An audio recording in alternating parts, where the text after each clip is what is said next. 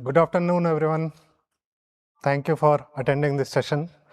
Hope you had a good lunch and feeling of Simla here. Right? Okay. All right. So let's start the session. Okay. So I am Vishnu from Texas Instrument. I take care of the Pro Audio DSP analytics on the Sitara MPU devices. With me here, Paresh, he's on the Linux audio hypervisors and DSP area he works, right? So here, basically, we are going to talk about how we can have a DSP offload from framework from Linux using zero copy without any proprietary frameworks using in that, no Linux patching required for that, right? So basically feel like it's a natural extension of Linux rather than a different DSP word itself, right? So that's what we are going to talk today here.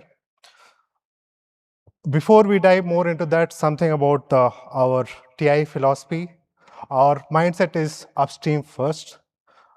We basically do a lot of our implementation to open source. Most of the projects we involve in that. The philosophy is that we should not have the, the fork of code maintained by only by us. It should be collaborative work. Whatever we do, it should be shared across everyone, and so that we collaborate and work together, right? So that is our mantra or philosophy for TI, and that's what we do, right? So today, the journey is something like that. We'll talk about, okay, what is the problem we are trying to solve? What was our goal when we started this journey, right? And then we talk about the solution, whatever, to solve those problems we had in mind, how we are going to solve this. And then we'll go a little bit more into the software architecture, and then we'll go walk through you some of the real-time examples of solutions which we have created using these proposed solution, right?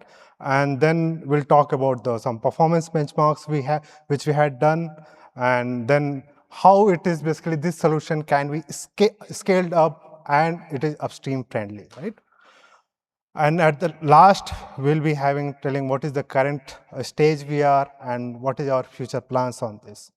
And lastly, we'll open the floor for the Q&A. Right.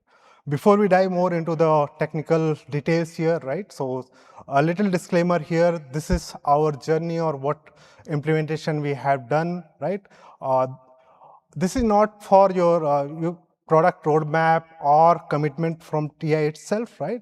This is what we have done, and we are sharing our knowledge here so that we can work together and make it more robust solution, right?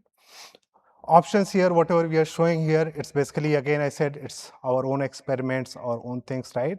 It cannot be, or it shall not be taken as a commitment from the Texas Instrument itself, right?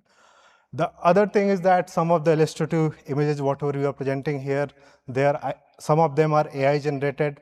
However, the measurement result you'll be seeing, those are from our actual setup measurement data. Okay, let's talk about the problem statement, right? So DSP with Linux, it's not like compute availability is not a problem. We have the Linux, we have the DSP, but compute is always there. We have the CPUs, we have the GPUs. Also, we have the accelerator like NPUs or DSPs there, right? So problem here is, well, first thing is the performance, right? Okay. It is basically you offload most of things. Either you do the computation on the ARM itself, right? But that's not being made for the heavy computation, right? So that is the one issue, which different way can be solved, right? But still it is a problem, right? We can offload, but that problems will be there, right? The other major problem is that insufficient data movement, right? When you are involving the Linux and DSP or A core and DSPs, you may have to make multiple copies, right? You have to copy the data from your audio source or source to your Linux buffer, then send that to your DSP buffer memory space. So there is multiple memory copies or memory movement involved, right? Which cost your CPU. At the same time, it also costs your performance, right? Underutilization, right? When Linux is in use, right? So many times the DSP gets underutilized because it is not properly designed in that way where you can run only on Linux or only on DSP, right? So that's another problem over here, right? And the other main problem here with current solution, whatever we see, right, is the integration, right? Integrating Linux with DSP is a major challenge. We have to have a specialized DSP knowledge. We should know, we should have to have some patching required in the kernel. So all those things is a problem. So idea is that we should try to have a simple mechanism where we can solve this problem, right? Poor scalability, when you have 1 or 2 channels of audio, let's take example, it's okay. You can run things properly. You will not have latency issues or performance issues. But when you go for high channel count, let's say you are going for 16 channel, 32 channel, 64 channel, where you have a lot of data coming as source, you have to do processing on the, let's say EQ processing on each channel. On that time, the scalability is the problem in that case, right? So saying all those things, this is what drove us to, okay, go for a solution where we can have a simple open source solution where there is no need of any kernel patching or memory management kind of thing. We should avoid that, right? And that's what drove us to this talk or this solution, right? So as I said, problem is not compute. It's basically the integration with Linux. That is the main issue, right? So with that, our goal was that we should enable the DSP usage as a standard offering or standard, or what you say, the natural extension of Linux itself, right? So that was our main goal, and that's how we are going to approach this problem, right? So let's start next. So proposed solution, okay. So the core idea here is that we keep the Linux as a control. So Linux control your application logic, your GUI handling, your framework integration, all such things. Linux keeps it as it is, right? You don't have to change anything, right? The other side, DSP act as a pure accelerator. Whatever you want to accelerate or algorithm you want to run, that DSP will do, right? So here purposefully we have separated into 2 parts, control plane and data plane. So control plane remains with Linux, right? And the data plane is basically where we have the using shared memory, we transfer the buffer, or we basically share the buffers where the DSP can process it and then give back the data. So there are 2 concepts in this one, okay? One is where the data movement is starting from Linux, goes to DSP, DSP process it, give back the data, right? The other way is that Linux act as a complete control. There is no data movement involved in that. Means Linux, basically it will just notify that, okay, DSP, you have something to do, start the processing of this one. The DSP itself will take the data, do the processing, and process out the data back. So Linux act as a only control orchestrator over there, right? So you're saying here, right? So you have the A core where your Linux application, it can be your GStreamer application, you have the Piper application or your custom application, anything can be there, right? And below that layer, you'll have the ALSA framework or other things. And then we have a very thin library, open source library, which we have implemented called rpmsg DMA library. So this library is basically for the IPC communication using your remoteproc RP message and your buffer handling synchronization. So this, which simplifies the overall process over here, right? So as I said, it's basically for the synchronization, communication, notifications, all those parts, right? So here if you see, right, so Linux writes data to a DMA capable shared buffer memory, right? Then it notifies the DSP, okay, you have the data, you start the processing, DSP process that. So for that, it can use the internal RAM. The main idea of internal RAM here is that internal RAM, the DSP algorithm processing will be much faster than if you are doing from the DDR, right? So it processes into the L2S RAM, then write back data to the shared memory or DDR buffer, right? and then notifies that, okay, you have the processing done. You will have some control parameters or the logging parameters or the, you can say some the matrices will be there, like what is your DSP throughput, what is your memory bandwidth used, right? All those parameters. A single buffer is used over here, okay, for all those things, right?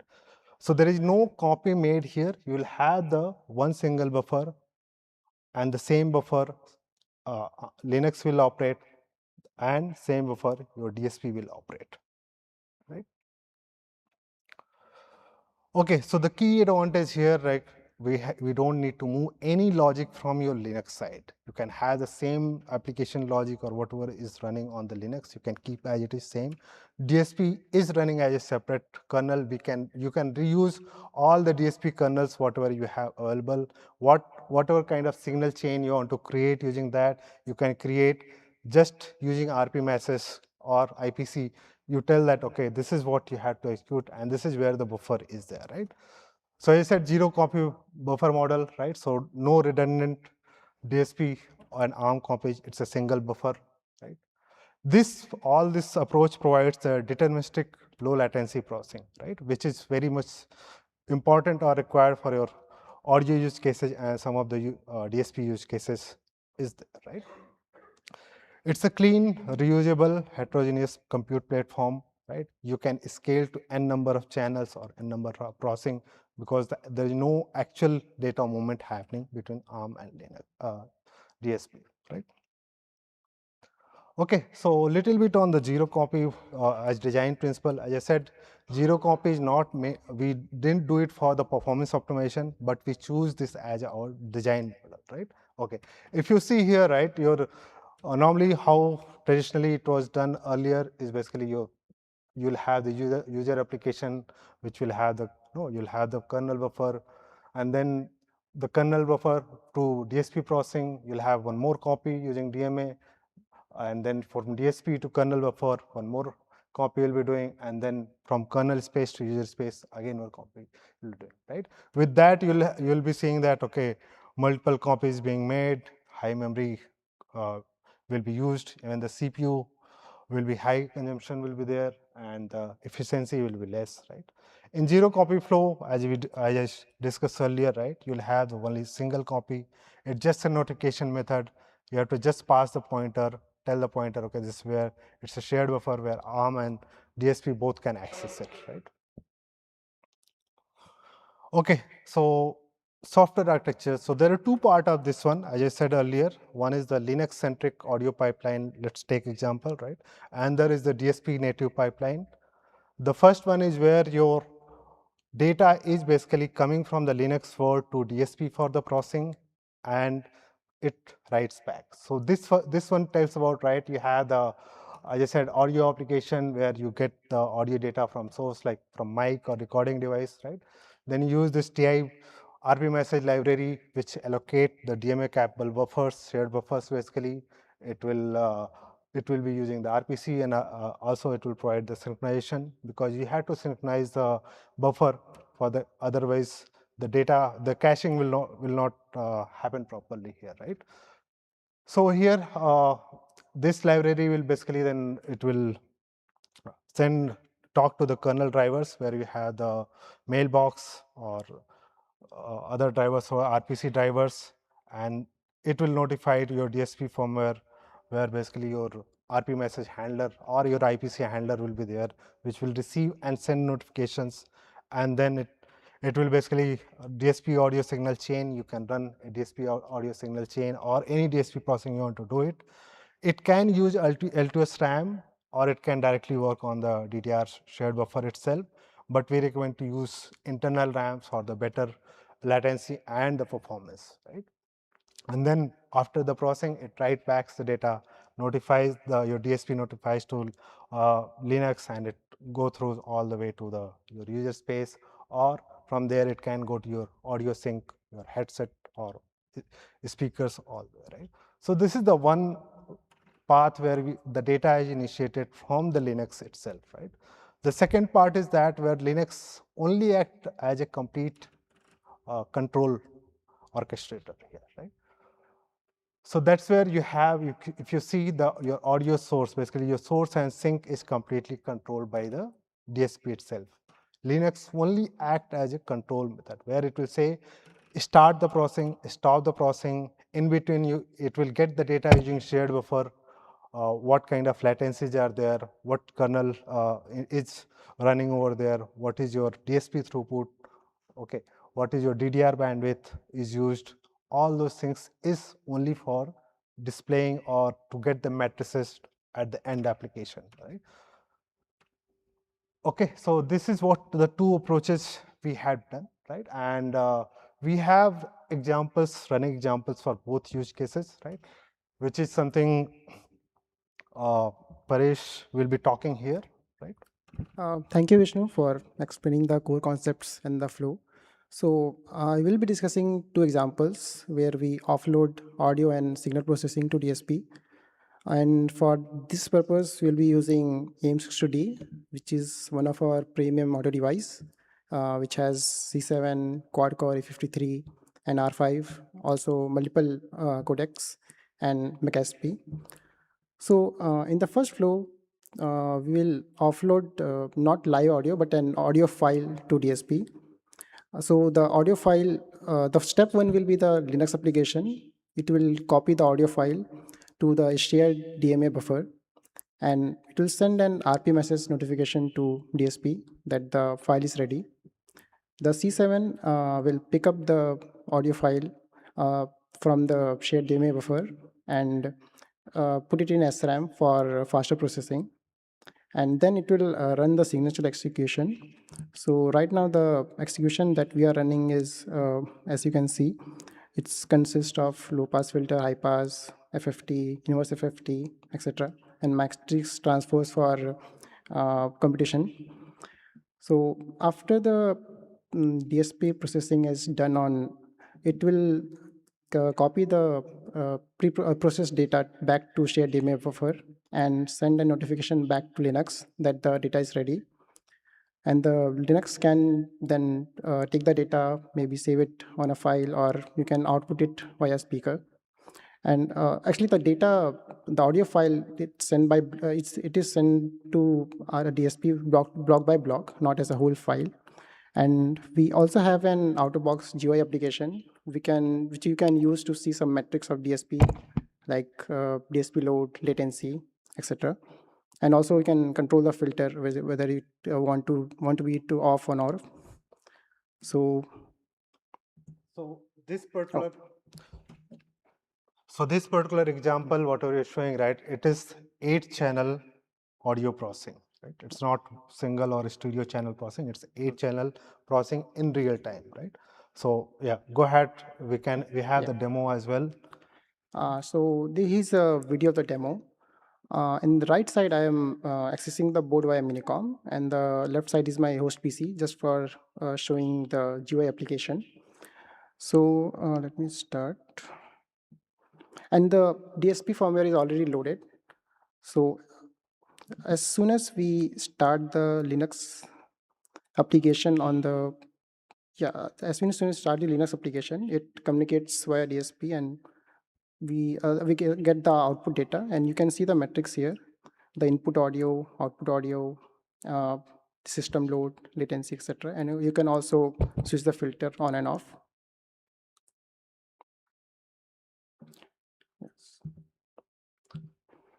So you also have an option in our Linux application to run the same processing on ARM core.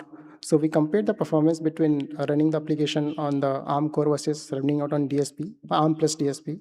So running it on ARM core, we get latency around 2 milliseconds and CPU load 37%. And whereas by this flow where we offload it to DSP, we get latency around 0.33, and CPU load drastically reduces around 21, and the DSP load similarly is around 7%. So we can see the CPU load has drastically reduced 43, and our load latency has also improved. So the signal processing on DSP part has a huge impact on the whole flow. Right. So the signal chain running on the ARM versus signal chain on C7X.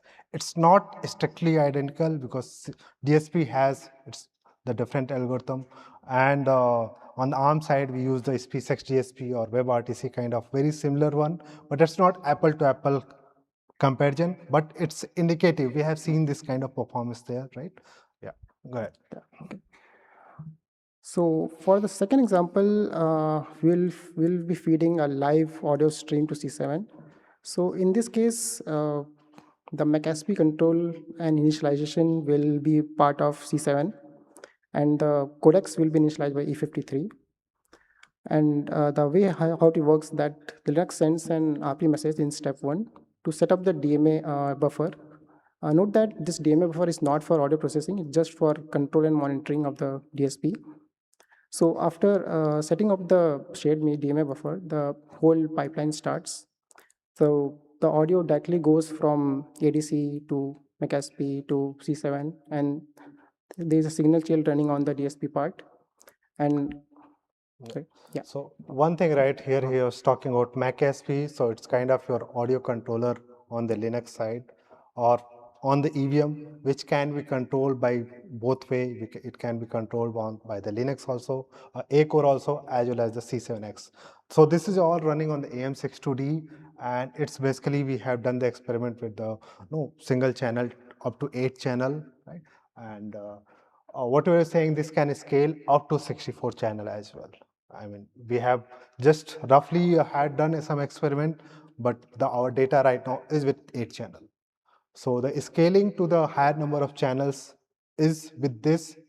There is no issues with we have seen till now. Yeah, okay. So as Vishnu mentioned, the 8-channel audio goes directly to C7X, and then after the signal processing has been completed, it goes from MAC-SP to again DAC, and then you can play it using your jack or speakers. So let me show you of the video of the demo. So it's the same case. The firmware for the second example is already loaded. So as soon as we run the Linux application, it sets the DMA buffer, and the out-of-box application can be used to control and monitor the demo. So as soon as we connect to the board, we can see as soon as we connect to the start demo, the DSP processing has started, and we can see the DSP load, latency, demo throughput, etc. Right. Okay. So the first demo where the Linux initiated the data was basically we have shown the filtering operation where we filter certain frequencies over there, and the second operation we are doing the equalizer or DSP operator. So these are all pre-compiled DSP kernels, right? So whatever kernels you have on your system, right, you can use as it is, right? You have to just add the RP message or your IPC handling part of that, so that your communication is there, and the buffer sharing part, right? You have to pass the pointer from your Linux to the DSP, and that's how it is there, right? Okay. Okay. So so this approach, this whole flow is very upstream friendly. So there are no separate kernel patches required, and all the PCs use the existing core APIs, and it's portable across SoCs, not just for M62D. Right. So here, right, when we say no kernel patches required, there is absolutely no change. We have the rpmsg, we have the remoteproc, we have the mailbox driver, all are upstream drivers. There's nothing we are bringing in the kernel or in the framework. Only thing which we are bringing here is a small thin library which works on top of the rpmsg, with just kind of wrapper to send, receive, and the buffer management. So there's no patching required as it is. Whatever the upstream kernel is there, we can use as it is for this, right? And we can use not only on AM62D or C7X DSP, it can be scaled to any DSP, whatever is there with this approach. Only thing we need the communication part and the buffer sharing part. That's all. So this, as Vishnu mentioned, there is no proprietary firmware frameworks too. So the DSP firmware, you can build it yourself using MCO SDK for C7X, and all the other PCs use remoteproc for your remote core handling, RP message for messaging, ALSA for playing, etc. And again, there is no tight DSP coupling. You can run bare metal or free RTOS on DSP as long as the messaging communication part is settled. Yeah, even Jaffer, right? So Yeah. that's something next we'll be doing with Jaffer. Right now, whatever on the our DSP is running in the free RTOS, so we want to do this experiment with the Jaffer also. So let's see what's the current status of the this flow and what's the plan ahead for us. So current status, we as you see, so like we have a working Linux DSP offload solution. Also, we have a solution where we stream real-time audio to DSP, and it both works on a zero copy buffer handling on a shared DDR buffer approach. And share and as in RPMS communication and also integration. And the plan ahead will be to integrate this with Pipewire or GStreamer as a plugin or client or a module.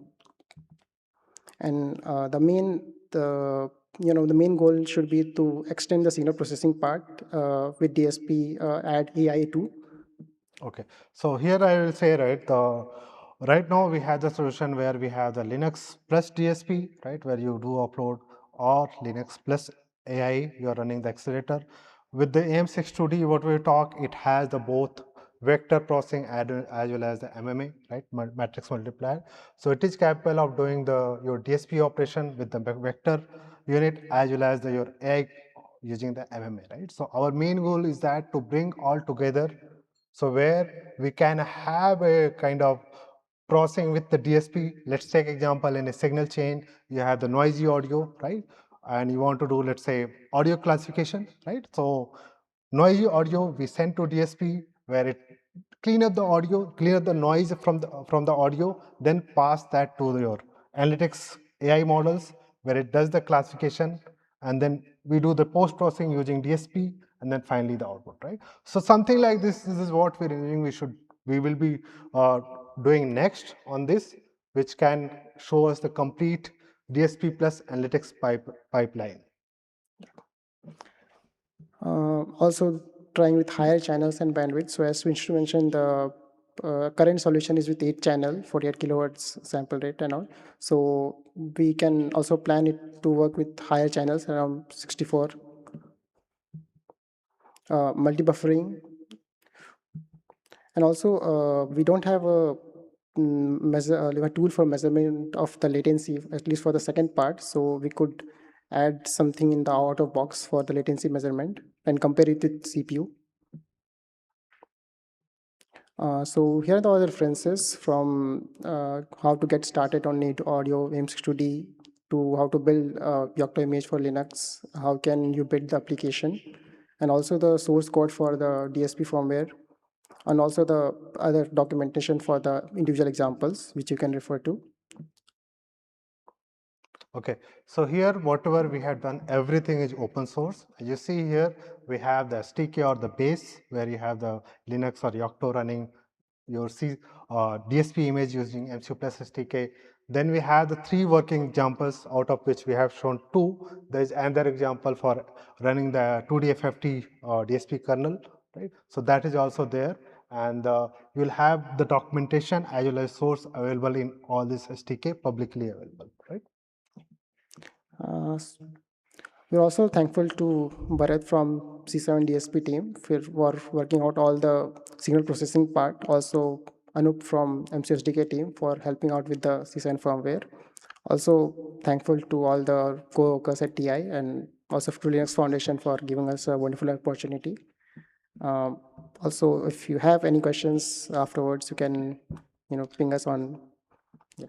Yeah, so our contact details are here. If you have any further question after this, you can reach out to us, right? And now we are open for any question. Yeah.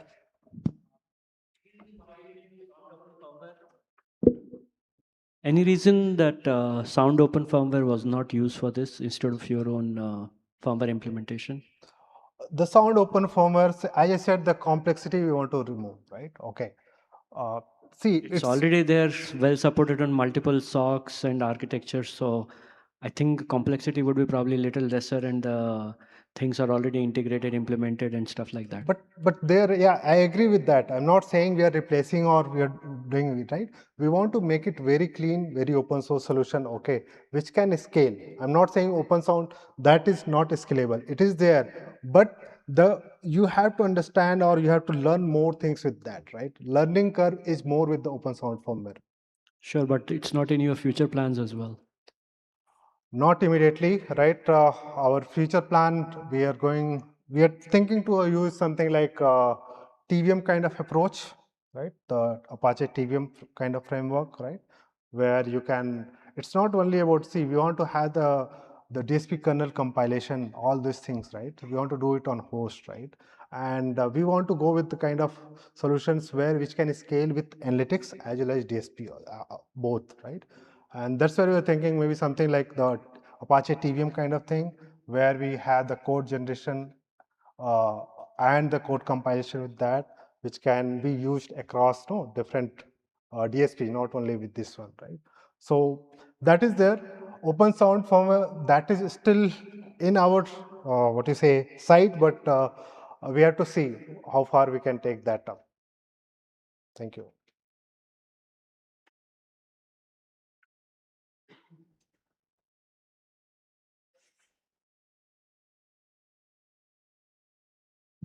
Hello.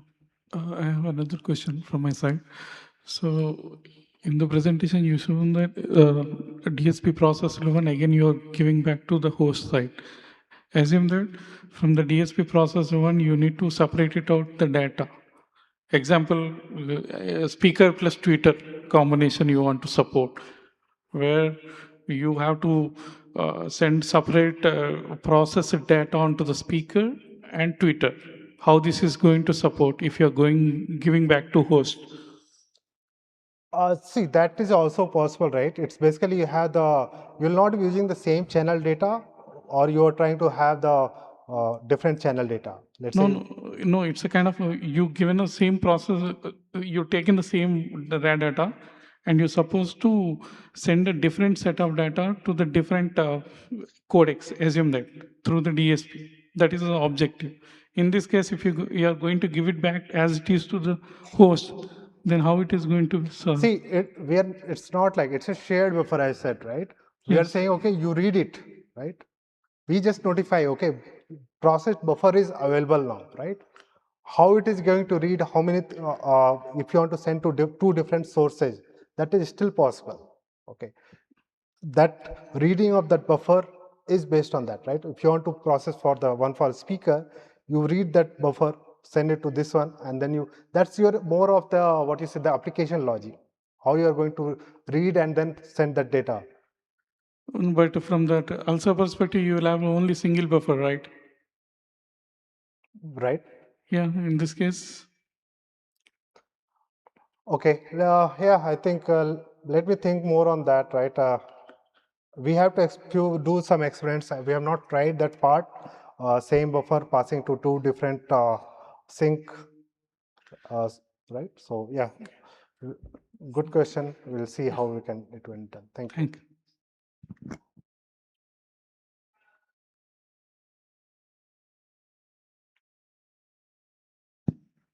Yeah, is the host framework exclusive to ARM processors or does it work with x86 or x5, etc.?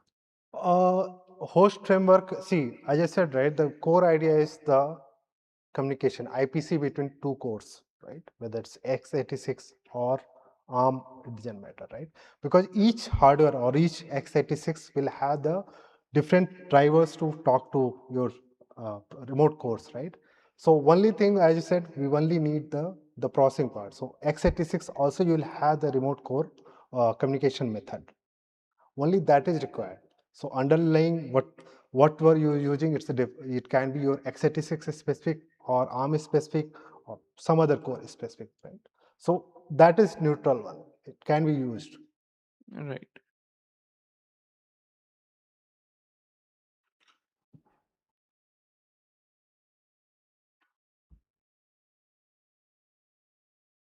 So, with the current approach, can we use multiple remote processors at the same time, like interacting a same A core with different M cores simultaneously?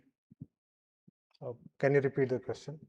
Yeah, so what I'm asking is, can we communicate with one A core with multiple M cores simultaneously with the Yes. current approach, or Yes. different, maybe different types of remote? No, we can talk simultaneously with different cores because each core will have the remote core ID, right? So what ID the message has to go, it can be done. So is application development thing that we need to handle in the application side, or? So yeah, so basically we have the framework, whatever the thin layer we are saying, it supports, we have to pass, okay, which remote core this is going to happen, right? So only thing your application has to pass, okay, it has to go core A, core B, core C, right? So that is, yes, application side, you have to just pass that information. Okay. Can one remote core pass the information to another remote core? See, the remote core also will have the both, let's say remote core A and B, right? They also talk each other using IPC message, right? So that is also there. That's already the framework is there with that. Okay. In this case, like 6-D, we have the R5 core, which is basically the device management core. And this is one of the C7X, the accelerator. So they also talk together with Yeah, the like message. information sharing is fine, but can one remote core initiate another remote core for some processing? Oh, some of the use cases we do that actually, right? Basically, where the R5, which I'm talking the device management, right? So it has the Ethernet connectivity, it controls the Ethernet packets coming to this, right? Then it sends to the other core. So that is possible. That we do also. Okay, thank you. And regarding the current application, just points to the endpoint for the C7 firmware. So if you have the firmware ready for your other processor and you change the endpoint on the Linux applications, you should be able to run with the other your core too.